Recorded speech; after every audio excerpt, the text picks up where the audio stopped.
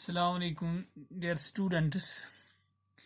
आज का टॉपिक जो हम डिस्कस करने जा रहे हैं वो है एंजाइम्स। एक्चुअली एंजाइम्स जो होते हैं enzymes are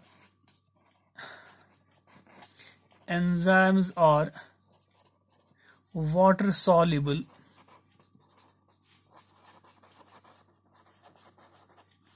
colloidal organic macrobiomolecules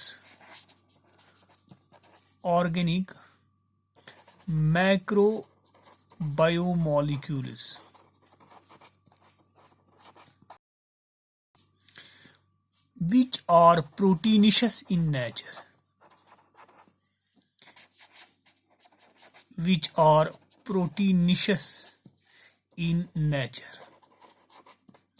capable of performing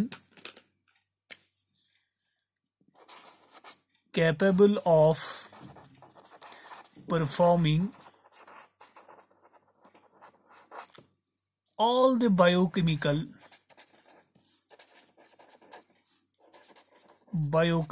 reactions under specific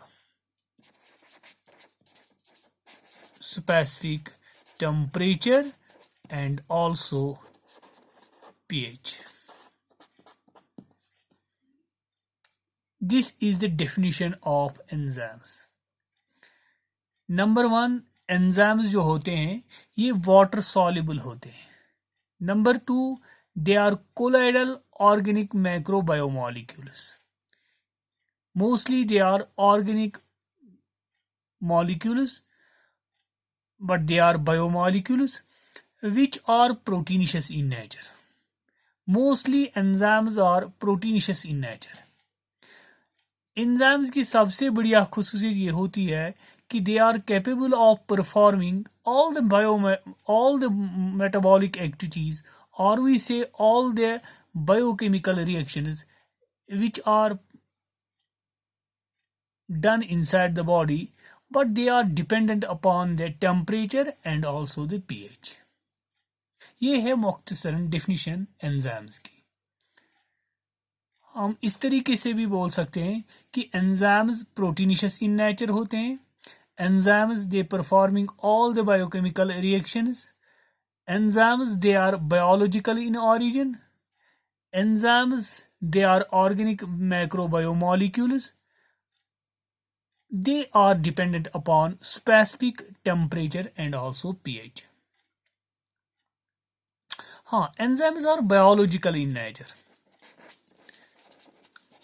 और biological in nature. जब हम बोलेंगे enzymes are biological in nature, that means known as, उनको हम बोल सकते हैं biocatalysts.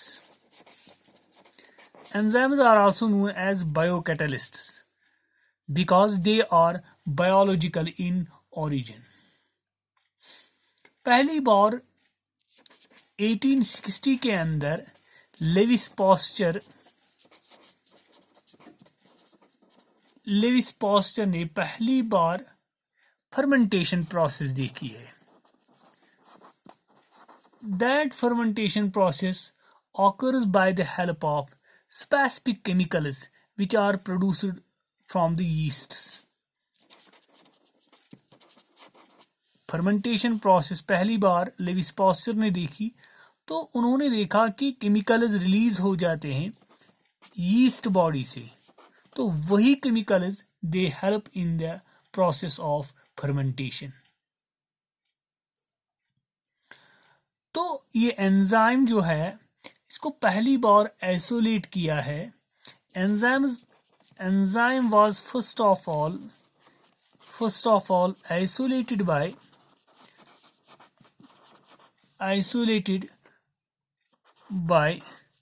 एडवर्ड बुचनर ने. एडवर्ड बुचनर ने पहली बार एंजाइम को आइसोलेट किया है फ्रॉम यीस्ट सेल से. यही बुचनर है वो साइंटिस्ट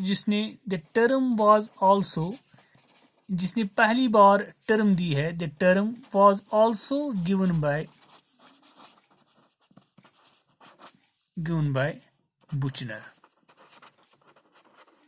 बुचनर ने ही ये टर्म 1897 के अंदर दी है। Actually it's a Greek word, en means within या और वी से इन, zyme means yeast, that means in yeast। पहला एंजाइम जो देखा गया है from yeast, that was zymes। n means within, zyme means yeast, or we say n means in and zyme means yeast, in yeast। That means the first enzyme which was observed from the yeast, that was zymes। Enzymes दो तरह के होते हैं, exo enzymes and also endo enzymes. Exo enzymes it is of two types. एक है जिसको हम बोलते हैं exo enzymes. Exo enzymes they are present outside the body. Outside the body means like in the digestive juices. अगर digestive juices के अंदर enzymes मौजूद होंगे तो उनको हम एक्सो एंजाइम्स कहते हैं।